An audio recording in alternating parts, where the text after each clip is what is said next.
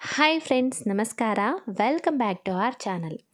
ಇವತ್ತಿನ ವಿಡಿಯೋದಲ್ಲಿ ನಾವು ಈಗ ಪ್ರೆಗ್ನೆನ್ಸಿ ಟೈಮಲ್ಲಿ ಮಗು ಏನು ಪೊಸಿಷನಲ್ಲಿದೆ ಅಂತ ಹೇಳಿ ಡಾಕ್ಟರ್ಸು ಹೇಳ್ತಿರ್ತಾರೆ.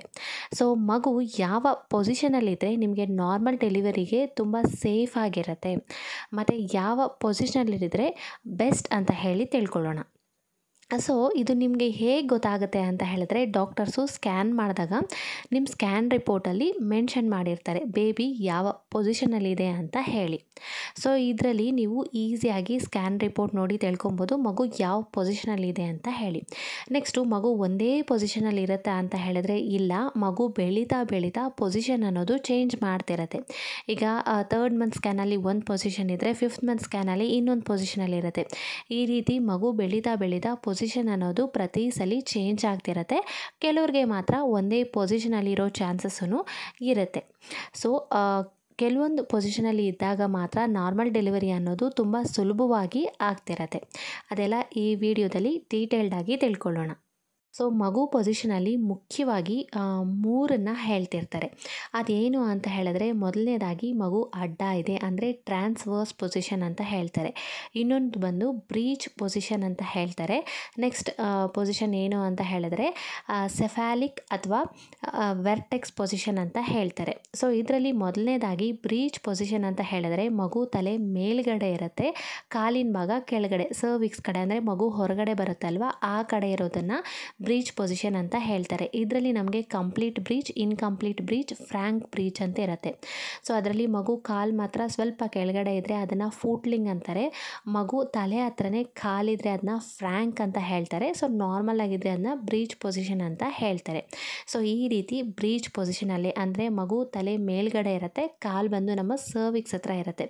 ಈ ರೀತಿ ಇದ್ದರೆ ಇದನ್ನು ಬಂದು ಬ್ರೀಚ್ ಪೊಸಿಷನ್ ಅಂತ ಹೇಳ್ತಾರೆ. ಈ ರೀತಿ ಇದ್ದರೆ ನಾರ್ಮಲ್ ಡೆಲಿವರಿಗೆ ಕಷ್ಟ ಆಗುತ್ತೆ. ನೆಕ್ಸ್ಟ್ ಪೊಸಿಷನ್ ಏನು ಅಂತ ಹೇಳಿದ್ರೆ ಟ್ರಾನ್ಸ್ವರ್ಸ್ ಅಂದರೆ ಮಗು ಅಡ್ಡ ಇದೆ ಅಂತ ಹೇಳ್ತಿರ್ತಾರೆ ಅಲ್ವಾ. ಸೊ ಈ ರೀತಿ ಇದ್ದಾಗಲೂ ಸಹ ನಾರ್ಮಲ್ ಡೆಲಿವರಿ ಅನ್ನೋದು ಸ್ವಲ್ಪ ಕಷ್ಟ ಆಗ್ತಿರತ್ತೆ. ಸೊ ಕೆಲವೊಂದು ಕಡೆ ಡಾಕ್ಟರ್ಸು ಟ್ರೈ ಮಾಡ್ತಾರೆ ಮಗುನ ನಾರ್ಮಲ್ ಪೊಸಿಷನ್ಗೆ ತೊಗೊಂಬರೋದಕ್ಕೆ. ಆ ರೀತಿ ಸಾಧ್ಯ ಆಗಲಿಲ್ಲ ಅಂತ ಹೇಳಿದ್ರೆ ಮೋಸ್ಟ್ಲಿ ಇವ್ರಿಗೆ ಸೆಕ್ಷನ್ನ ಪ್ರಿಫರ್ ಮಾಡ್ತಿರ್ತಾರೆ. ಸೊ ಈ ರೀತಿ ಇದೆ ಅಂತ ಹೇಳಿದ್ರೆ ಇದು ಟ್ರಾನ್ಸ್ವರ್ಸ್ ಪೊಸಿಷನ್ ಅಂತ ಹೇಳ್ತಾರೆ. ನೆಕ್ಸ್ಟು ಇಂಪಾರ್ಟೆಂಟ್ ಏನು ಅಂತ ಹೇಳಿದ್ರೆ ಸೆಫಾಲಿಕ್ ಪ್ರೆಸೆಂಟೇಷನ್ ಅಂತ ಹೇಳ್ತಾರೆ ಇದನ್ನು, ಇಲ್ಲ ಅಂದರೆ ವೆರ್ಟೆಕ್ಸ್ ಅಂತ ಹೇಳ್ತಾರೆ, ಇಲ್ಲ ಅಂದರೆ ಹೆಡ್ ಡೌನ್ ಪೊಸಿಷನ್ ಅಂತಲೂ ಹೇಳ್ತಾರೆ, ಇಲ್ಲಾಂದರೆ ಮಗು ತಲೆ ಕೆಳಗಡೆ ಇದೆ ಅಂತಲೂ ಹೇಳ್ತಾರೆ. ಈ ರೀತಿ ಹೇಳಿದ್ರೆ ನಮಗೆ ನಾರ್ಮಲ್ ಡೆಲಿವರಿಗೆ ತುಂಬ ಸುಲಭವಾಗಿರುತ್ತೆ. ಈ ಪೊಸಿಷನ್ ಪ್ರೆಗ್ನೆನ್ಸಿ ಟೈಮಲ್ಲಿ ಸೇಫ್ ಮತ್ತು ಬೆಸ್ಟ್ ಪೊಸಿಷನ್ ಅಂತ ಹೇಳ್ಬೋದು. ನೆಕ್ಸ್ಟು ಈ ಪೊಸಿಷನ್ ಎಲ್ಲ ಪದೇ ಪದೇ ಚೇಂಜ್ ಆಗ್ತಿರುತ್ತೆ ಅಂತ ಹೇಳಿದ್ನಲ್ವ. ಸೊ ನಿಮಗೆ ಕರೆಕ್ಟಾಗಿ 36ನೇ ವಾರ ಇಲ್ಲ ಅಂದರೆ 37ನೇ ವಾರದಲ್ಲಿ ಡಾಕ್ಟರ್ಸು ಸ್ಕ್ಯಾನ್ ಮಾಡ್ತಾರೆ. ಸೊ ಆ ಸ್ಕ್ಯಾನ್ ರಿಪೋರ್ಟಲ್ಲಿ ನಿಮಗೆ ಯಾವ ಪೊಸಿಷನ್ ಇದೆಯೋ ಅದ್ರ ಮೇಲೆ ಡಿಪೆಂಡ್ ಮಾಡಿ ಕೆಲವೊಂದು ಹಾಸ್ಪಿಟಲ್ಸಲ್ಲಿ ನಾರ್ಮಲ್ ಡೆಲಿವರಿನ ಅಥವಾ ಸೆಕ್ಷನ್ ಅನ್ನೋದನ್ನು ತಿಳಿಸ್ಕೊಡ್ತಾರೆ. ಈಗ ನಿಮಗೆ ಫಸ್ಟ್ ಟೈಮ್ ಪ್ರೆಗ್ನೆನ್ಸಿ ಅಥವಾ ಸೆಕೆಂಡ್ ಟೈಮ್ ಪ್ರೆಗ್ನೆನ್ಸಿ ಇದ್ರ ಮೇಲೆ ಡಿಪೆಂಡ್ ಮಾಡಿ ನಿಮಗೆ ಅವರು ನಾರ್ಮಲ ಸೆಕ್ಷನ್ ಅಂತ ಹೇಳ್ತಿರ್ತಾರೆ. ಕೆಲವೊಂದು ಹಾಸ್ಪಿಟಲಲ್ಲಿ ಡೆಲಿವರಿ ಆಗೋ ಅಂದರೆ ನಿಮಗೆ ಪೇಯ್ನ್ಸ್ ಶುರುವಾಗೋ ತನಕ ವೆಯ್ಟ್ ಮಾಡ್ತಾರೆ, ಮಗು ಪೊಸಿಷನ್ ಚೇಂಜ್ ಆಗುತ್ತಾ, ನಾರ್ಮಲ್ ಡೆಲಿವರಿಗೆ ಹೆಲ್ಪ್ ಆಗುತ್ತಾ ಅಂತ ಹೇಳಿ. ಸೊ ಮೋಸ್ಟ್ಲಿ ತುಂಬ ಜನಕ್ಕೆ ಬ್ರೀಚ್ ಪೊಸಿಷನ್ ಇರೋವ್ರಿಗೆ ನಾರ್ಮಲ್ ಪೊಸಿಷನ್ಗೆ ಬಂದಿದೆ. ಅದೇ ರೀತಿ ಮಗು ಅಡ್ಡ ಇದ್ದರೂ ಸಹ ಅವ್ರಿಗೆ ನಾರ್ಮಲ್ ಪೊಸಿಷನ್ಗೆ ಕೊನೆಯ ಟೈಮಲ್ಲೂ ಬಂದು ಅವ್ರಿಗೆ ನಾರ್ಮಲ್ ಡೆಲಿವರಿ ಆಗಿರೋ ಚಾನ್ಸಸ್ಸು ಹೆಚ್ಚಾಗಿ ಇದೆ.